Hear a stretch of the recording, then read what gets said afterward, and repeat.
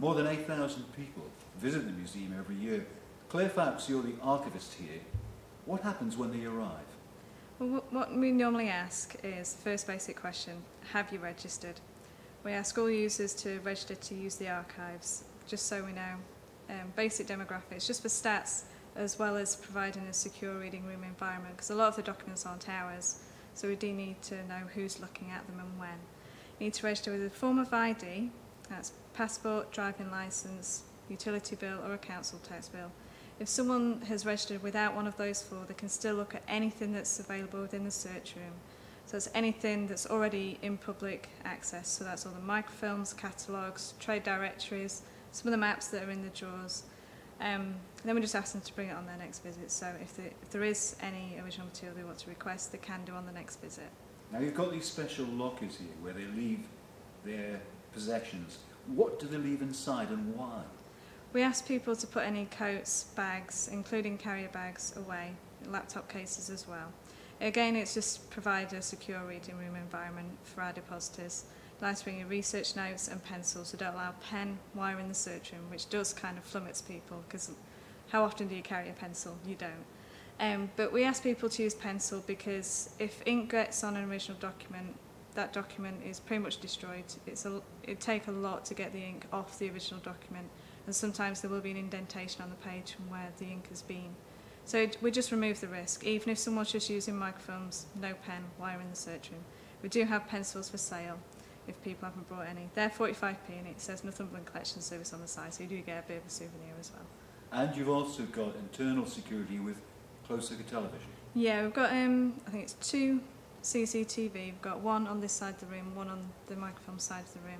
Again, it's to provide a secure reading room environment. They're not there to be Big Brother or checking up on everybody.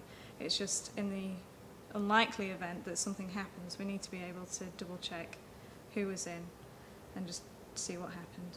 Now, this is one of the most popular museums of its kind in the country, isn't it? For the archive side, yeah, obviously as you said at the beginning, we've got over 8,500 visitors to the archives. Obviously the museum side, there's a lot more visitors. It's over 100,000 easily. We're probably one of the most busiest outside London, so you can imagine it does provide a bit of a challenge for us to make sure that everyone's happy and satisfied. When someone comes on the first visit, they do get a tour around the search room, so they know where things are, how to use the catalogues and finding aids. And if they get stuck, they can just come and ask at the desk. We're not going to bite or argue with people. What kind then of materials do you house here? What do you keep here? Basically, we're the county archives for Northumberland, plus we're the record office for the Diocese of Newcastle. That's pretty much about the only organisation that does overlap into what Tyne and Wear archives hold, because they cover Newcastle as well as the other 4 authorities there. So the Diocese of Newcastle covers all of Newcastle. 2 of the parishes overlap into Durham, and the rest are in Northumberland. For the Northumberland County archives, we can have petty sessions, court sessions, police records, school records, some mining records, although I would stress, obviously, with the county archives, we don't just have mining archives, even though we are based in a mining museum. Basically, anything to do with the County of Northumberland, we would be willing to take that in, whether it's business records or school records, or something of an official nature, or something that's of a personal nature. We do have people depositing their own records, which at the moment one of my colleagues has been listing some personal letters from Second World War along with photographs. And it just brings the big stories of history back to a local level, and that's what we want to promote.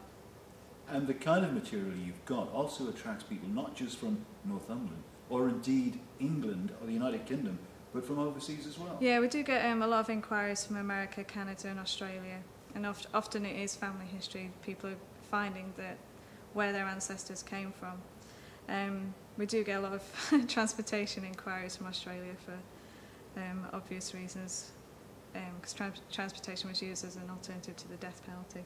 So what happens then if people from overseas want personal information and they can't make the trip themselves? Can you be of assistance to them? Yeah, we do offer a research service which can be paid for in half-an-hour blocks, so it's £12.50 for the half an hour, £25 for an hour. We normally say half an hour or an hour is pretty much about the time that we need to find the information and write up the report. Basically, they pay us to do their research on their behalf, and we can do that for anyone, whether it's they don't have the time or they're too far away. we can do that for them. And presumably, because your experts know what they're doing, they can save time, they can do it infinitely faster. Basically, when the request comes in, normally it's, I need to find this in this area, so we know what sources to check, whether it be parish material or a non-conformist material, or which business, or looking elsewhere for maps and things when it's a boundary dispute, which we sometimes do get. What do you think is the most popular search? Easily family history. It's what the vast majority of our users come in to do.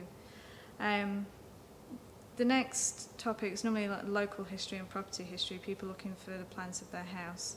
So what's the procedure then? Whatever they're wanting to find out, they arrive here, they use your lockers, they sign in, they produce their ID.